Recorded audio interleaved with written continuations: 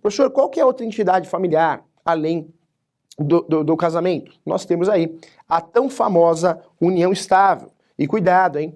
Nós temos aí pareceres, também jurisprudência, que quando você dorme na casa do namorado 2 vezes por semana, 3 vezes por semana, ou ele dorme na sua, já virou uma união estável. Então, toma cuidado. Claro, muita coisa vai ter que ser provada aí, mas normalmente é isso. 2, 3 vezes por semana já virou uma união estável. Muita gente faz o contrato de namoro, que tem uma discussão terrível se tem validade ou não. Ah, teria que fazer o contrato de namoro todo dia. Tem uma discussão em relação a isso. Fato é que o contrato de namoro está aí, muita gente faz para evitar a união estável, para que ocorra a união estável. Então tem esse contratinho de namoro.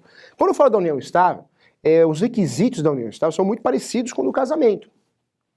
Quando a gente fala de casamento, lá tem um requisito que não tem na união estável, que é a coabitação. Olha que interessante. A união estável, que utiliza diversos requisitos do casamento, inclusive os impedimentos, hein? Todos os impedimentos do casamento são os impedimentos aqui na união estável também. Né? Não pode casar parentes, né? Então o sobrinho, o tio vai casar com a sobrinha, é proibido. Existem diversas proibições, são chamados impedimentos em relação ao casamento. A união estável copia esses impedimentos lá do casamento e usa aqui na união estável. A grande diferença do casamento e união estável: a união estável não tem aí um princípio importante, que é a coabitação. Ou seja, a união estável não tem coabitação. Pessoal, o que é a coabitação? Morar juntos, né? O casal no casamento é uma das obrigações do casal, é morar junto, conviver no mesmo lar, no mesmo teto. Aqui na união estável, esse requisito cai por terra, é só lá no casamento. Então aqui na união estável não tem. Quando eu falo de união estável, cuidado. Nós temos a união estável regular. Professor, o que é a união estável regular? União estável regular é aquela que o casal vai até um tabelião e lavra uma escritura de união estável, uma ata de união estável. Professor, por quê? Essa união estável ela é regular, tem documento, né? Um documento exigido conforme a jurisprudência. Quando eu falo de união estável, aquela união estável que não é feita em cartório, ela é uma união estável regular. Professor, não fala isso que eu fico chateado, porque faz uns 10 dias, meu companheiro falou, vamos regularizar nossa situação. Só um minutinho, foi lá no Word, imprimiu declaração de união estável, imprimiu, e a gente ficou feliz, brindou lá com Coca-Cola, com champanhe, com cerveja, sei lá, brindou, né? Não interessa com o quê. E aí eu estou muito feliz porque eu regularizei minha situação. Na verdade, foi mais emocional que qualquer outra coisa, porque regular a sua história não tá.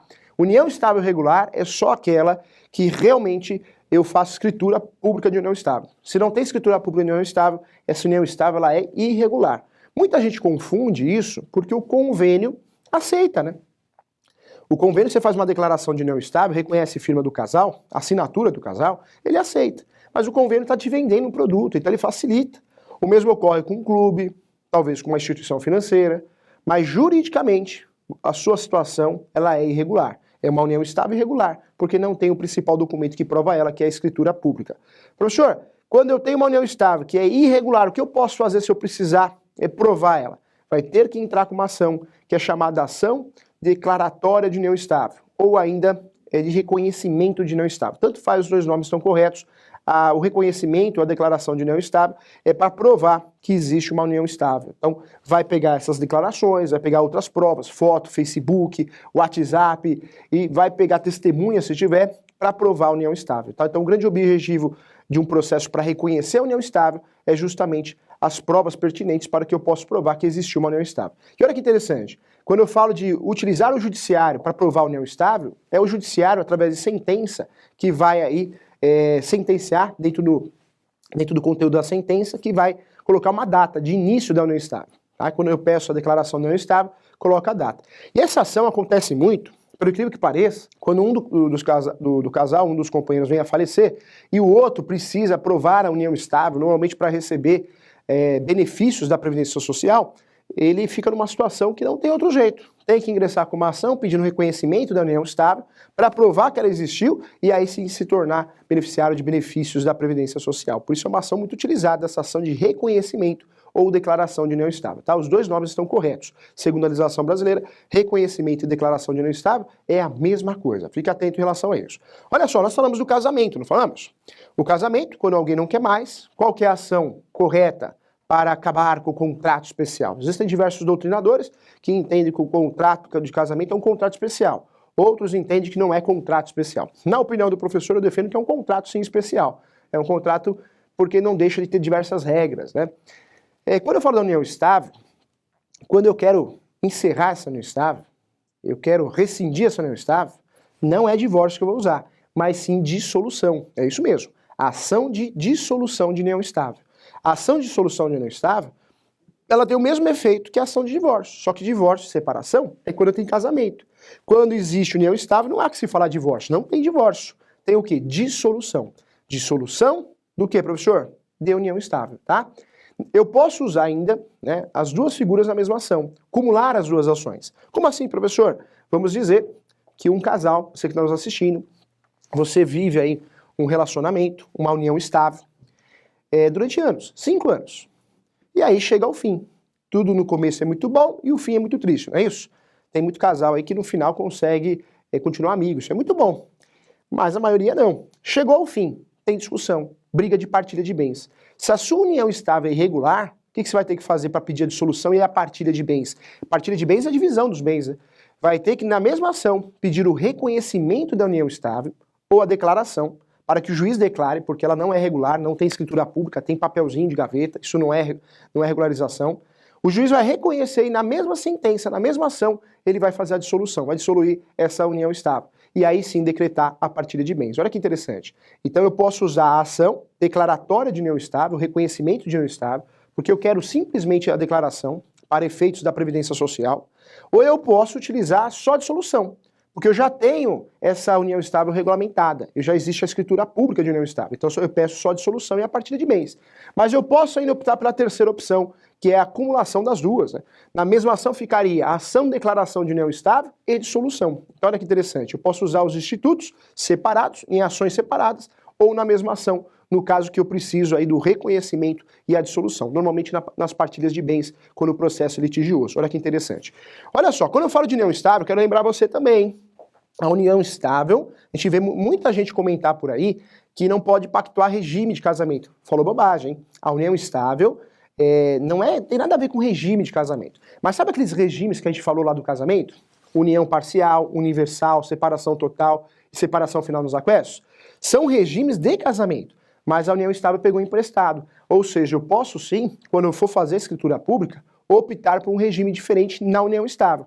Então falar que toda união estável ela prevalece o regime parcial de bens, né, não é verdade, porque eu posso pactuar. Se eu não escolho nenhum regime na união estável, quando eu vou fazer a escritura pública, aí sim prevalece o regime automático igual do casamento. Ou seja, quando eu não optei, não escolhi um outro regime diferente, vai prevalecer o regime automático lá do casamento, ou seja, parcial de bens, tá? Então união estável dá para pactuar regime também, não é só parcial de bens. Fique atento em relação a isso. Quero falar com você também, olha que interessante, o que é partilha de bens, professor? Partilha de bens, eu estou falando de divisão de bens. Existe litígio, eu estou me separando, ela quer ficar com a casa da praia, eu quero ficar com a casa rural, ele quer ficar com a casa urbana, aquela discussão, o carro é meu, não, a moto é minha. Nessa discussão, quando ninguém chega a um consenso, o juiz que vai decidir, o juiz que vai fazer a partilha de bens, tá? Então partilha de bens é isso. Quando eu faço uma ação de divórcio, eu posso acumular com partilha de bens, e quando eu faço uma ação de dissolução de união estável, ou declaração e dissolução, eu posso acumular com uma partilha de bens também, tá? Fique atento em relação a isso. Quando eu falo de divórcio e separação, o que é importante você saber? Existe o divórcio consensual, que é a mesma coisa que voluntário, e existe o divórcio litigioso, que é a mesma coisa que o contencioso.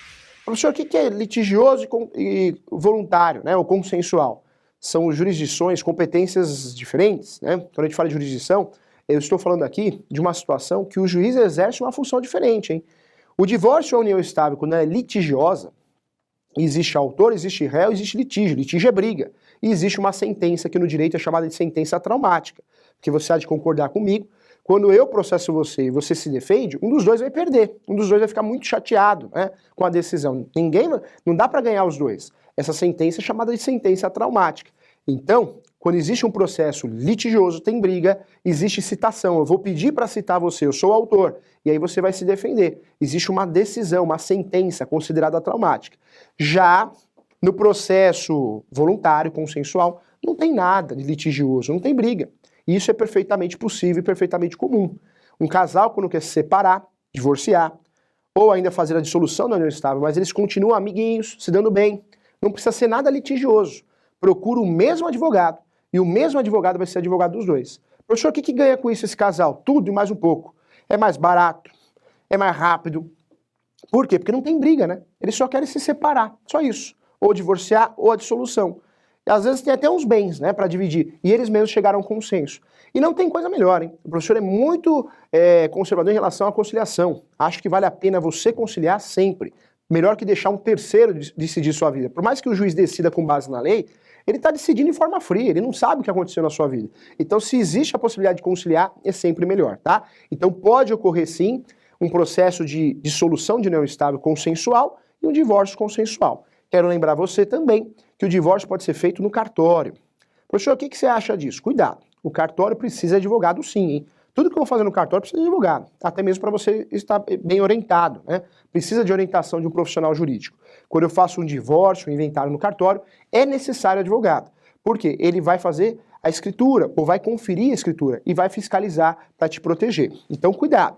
Tem muito cartório em todos os estados que o escrevente indica um advogado. Não. Você tem que ter um advogado seu, da sua confiança, indicação sua. O escrevente está proibido de indicar advogado. E tem mais, quando ele indica um advogado, ele pode sofrer uma representação na corregedoria, hein?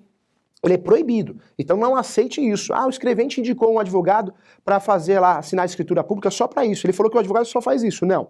O advogado tem que ler a escritura pública, ver se você está protegido, ver se você realmente não está sofrendo uma lesão. Então cuidado com esse escrevente que indica. Eu não confio nele, porque ele não pode, ele sabe que ele não pode indicar advogado, porque isso é captação de clientela. Às vezes ele está dividindo lá com o escrevente, né, com o advogado, está pedindo uma comissão, isso é um absurdo, tá? Eu defendo muito isso, você tem que ter o seu advogado.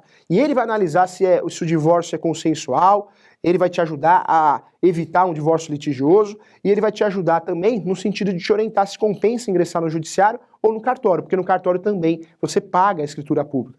Quando é um divórcio que você não tem condições, melhor você fazer de forma no Poder Judiciário, porque lá você consegue pedir a justiça gratuita, será beneficiário do artigo 98, são vários direitos que você terá em relação à justiça gratuita. Então fique atento em relação a isso, é importante você saber, tá bom?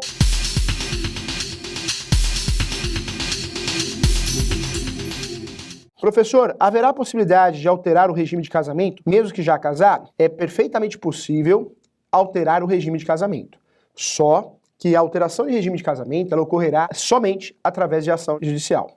Por quê, professor? Porque o juiz vai fiscalizar, né? O juiz quer ver se não existe uma fraude.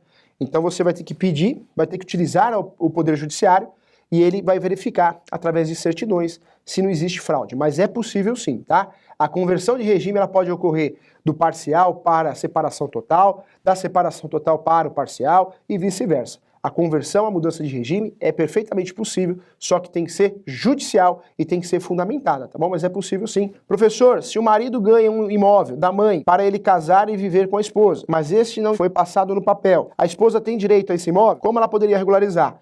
Doação não comunica, herança não comunica. O que é comunicar? A esposa, o marido não tem direito a esse imóvel. Mas cuidado, isso não quer dizer que se você está na posse do imóvel 5, 10, 15 anos, que você não possa fazer uso capião.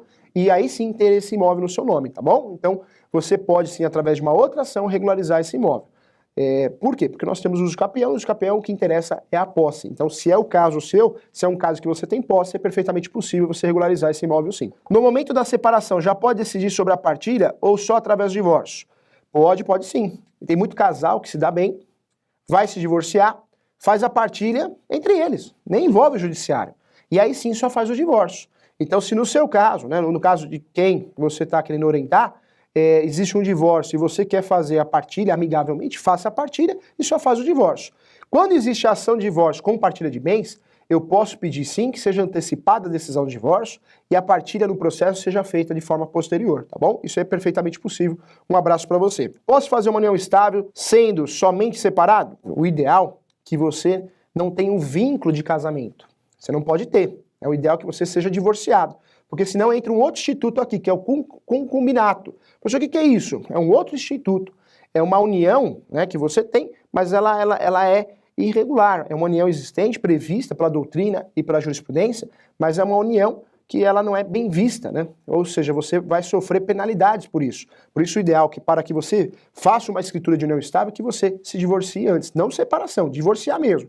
Se você fez a separação e não divorciou, contrate um profissional para fazer a conversão da separação em divórcio. Aí sim você está livre para casar de novo ou viver uma união estável regulamentada, tá bom? As dívidas sobre o imóvel, como IPTU, junto à prefeitura, no caso de dois herdeiros, e somente um estiver pagando o valor total. E no final, uma possível venda pode descontar? Pode descontar, tá?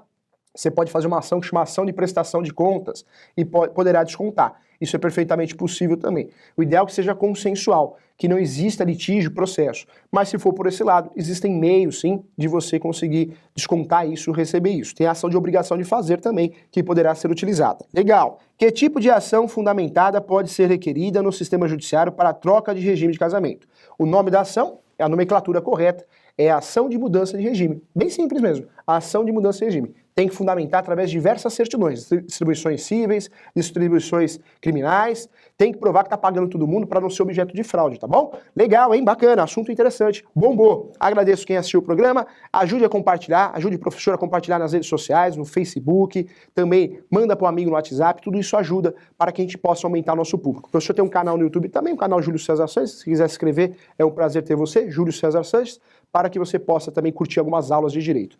Um abraço, tchau, fui!